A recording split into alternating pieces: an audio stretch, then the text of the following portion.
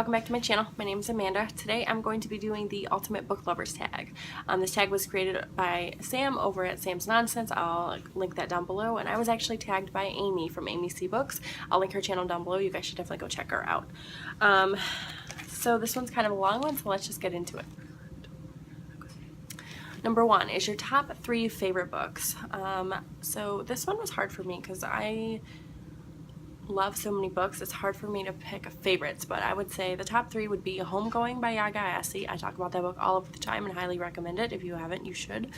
Black Beauty by Anna Sebald. That book holds so much sentimental value and memories for me that I can't not include it. And then also Every Heart a Doorway by Shauna McGuire. I read that at the beginning of this year and I absolutely loved it. I highly recommend it, and I can't wait to read the sequel that just came out recently. Question 2, my top 3 least favorite books. So first, disclaimer, just because I don't like these books doesn't mean we can't be friends. I'm sure that some of you don't like the books that I like, so you know, I don't want anyone to get offended, and I love each and every one of you. But my top 3 least favorite books would be Shatter Me by Tahira Mafi. That's no secret. I was not blown away by the book. I didn't like the writing style. It doesn't mean that I won't continue on in the future, because I've been told multiple times that it does get better, but right now I just not a fan.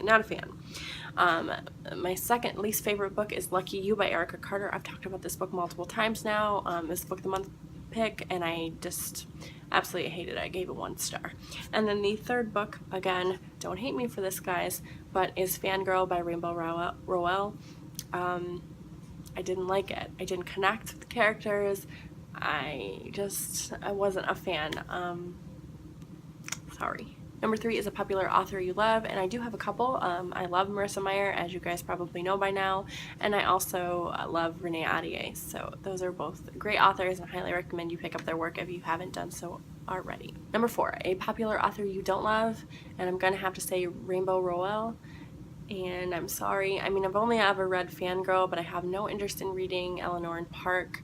I do have Attachments, which is her adult novel, so I may pick that one up eventually. I do own it, but I don't have high hopes for it. 5 is under hype books that you would recommend, I believe. I think that's what I didn't write down the question, I just wrote down my answer.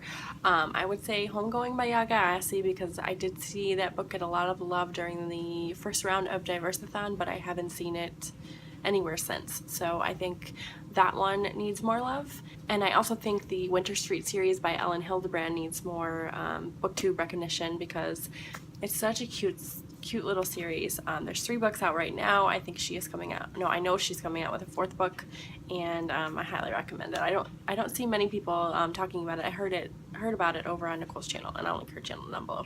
Number 6 is a series that you don't think you'll finish, and for me that is the Ruby Red series by Kirsten Gier. I just read Sapphire Blue and I didn't like it at all, and I just don't think that I'm going to finish the series. And I hate leaving series open-ended, because I feel like there comes a point when I'm just like curious about what happened, or I feel like I need to finish it, but I just don't think I want to waste my time on it. So number 7 is your earliest reading memory, and for me this would have to be when I was a child. My great uncle would come over and visit my family, and whenever he came over he would bring like those really big Disney books, like the hardback ones, and he would sit down and read them with me, and I just looked forward to him coming over, because it didn't matter how long he was going to be there or what he was coming over for. He always brought a new book for me, and he always sat down and read with me, and I just thinking about it makes me happy. Number 8 is my favorite book memory, and I mean, obviously my first memory of reading is, you know, my great uncle coming over and reading with me. That's also a favorite of mine. But then also like reading Black Beauty with my mom. So my mom has like a very old hardback edition of Black Beauty that she got from her grandmother, I believe, and we would sit down and she would read that to me, or when I started reading she would have me read it to her, and so that book just holds a very special place in my heart. And yeah.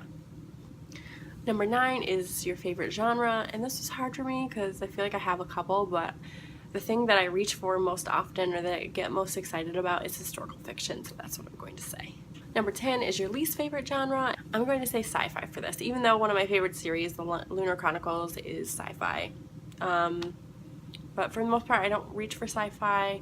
I think I'm intimidated by them. I feel like they're going to go over my head. I'm not going to understand them. So I don't reach for that. And I really don't reach for young adult contemporary all that often either. I think it's just because I can't relate to the insta love that's in there. So number 11 is a difficult or important book that you've read. When I was in high school, I read Diary of Anne Frank, and I feel like that's a very important read. I also think that The Morning They Came From Us by Janine Di Giovanni, The Dispatches from Syria, nonfiction, was a very important read. Number 12, favorite childhood book. For me, that's going to be Black Beauty, but I can also say any of the Babysitter Club books or Sweet Valley High. I really enjoyed those books as well. Number 13 is your favorite book cover. Now, I don't own this book, and I've been trying to find a copy of it that's not at like $50 for a really long time, but it's The Great Gatsby, and there's this really pretty cover with like gold embossing on the front and like these little loops. I'm gonna put it right here so you guys can see because it's absolutely gorgeous, and I actually just read The Great Gatsby this year and I loved it, so now I just need that book even more than I needed before. Number 14 is an ugly book cover, and I looked at my shelves and like I noticed that I don't like book covers with people on the front, more specifically like people that look like they're about to kiss or they're in love or whatever, because I feel like reading those books in public can kind of be embarrassing. Like people are like, oh, what is she reading, you know, and it shouldn't matter what I'm reading, but you know. Also any American fantasy novels. The Brandon Sanderson Mistborn series, like the American editions, are so ugly, which is why I own them in the UK editions, because they're beautiful. I don't know, I feel like here in the US we need to learn from the UK and start creating fantasy novels that look like that. Number 15 is a diverse book recommendation. You guys know I'm going to say Homegoing by Yaga. See, I'm also going to say The Hate You Give by Angie Thomas, even though I've only read the first 100 pages of that. I was only able to get through that before I had to give it back to the library, but I did order it, and I should have it shortly, and I'm really excited to own it because I feel like it's relevant. It's eye-opening. I feel like everyone should have to read that book, so I'm really excited, and I recommend that everyone pick it up. And the final question, number 16, is why do you love to read? And I could talk about this for days, but I'm going to give you the shortened version. I love to read, one, because some of my earliest childhood memories are of reading. You know, before I could even read, they're of reading. And it's just something that's been instilled in me since I was a little girl. I like it because it lets me escape reality. It lets me just forget about all of my problems for just a little while. While I'm in that book, I don't have to think about anything else. I just get immersed into this world, and I think it keeps me young. I think it keeps me dreaming. I'm a Pisces, so I'm a dreamer by nature, but like I just love it. I love the feeling I get when I read. I love that it evokes emotion from me, and it makes me think about things that I would normally think about. I just love everything about it. I've learned so much from reading.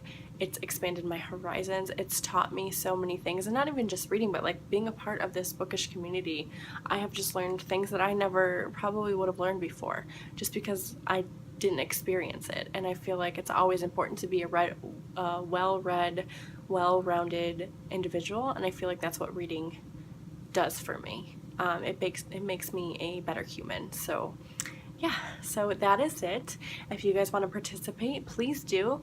I'll link, like I said, I'll link Sam's channel and Amy's down below, so make sure you go and check both of them out.